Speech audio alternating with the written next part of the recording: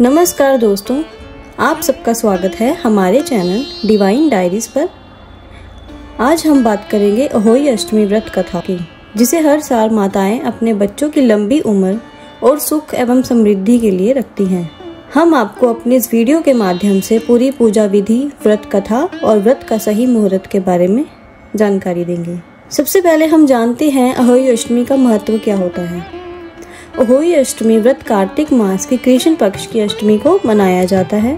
इस दिन माताएं पूरे दिन निर्जल और व्रत रखकर अहोई माता की पूजा करती हैं।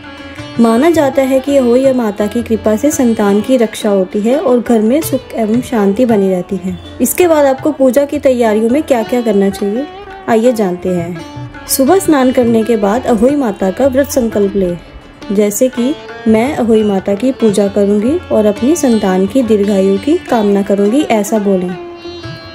अब दीवार पर अहोई माता का चित्र बनाएं या तस्वीर लगाएं। चित्र में शाही और उसके 7 बच्चे, साथ ही 7 तारे भी बनाए जाते हैं। फिर पूजा के लिए सामग्री तैयार करें, जैसे कि दीपक, रोली, चावल, कलश, फल, मिठाई, धागा और अहोई माता की कथा की पुस्तक। आइए जानते हैं अहोई माता की पूजा विधि।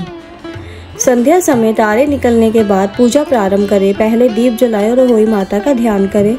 फिर माता को जल और रोली, चावल और धागा अर्पित करें। उसके बाद अहोई माता की व्रत कथा भी सुनें। बहुत समय पहले एक साहूकार के 7 बेटे और एक बहू थी।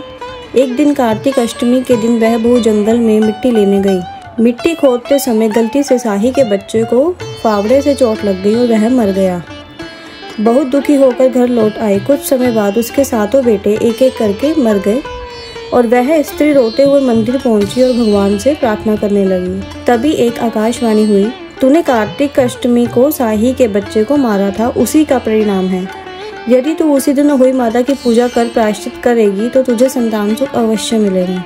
उसने उसी दिन श्रद्धा से व्रत किया, पूजा की और कथा सुनी। अहोई माता उसकी भक्ति से प्रसन्न हुई और उसे संतान सुख मिला। तभी से यह व्रत सभी माताएं करती हैं, ताकि उनके बच्चे सुरक्षित और दीर्घायु रहें।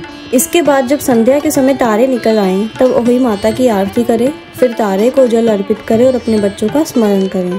इसके बाद ही जल या भोजन ग्रहण करें। अगर आपको यह वीडियो जानकारी पूर्वक लगी हो तो इसे लाइक, शेयर और सब्सक्राइब करना ना भूलें।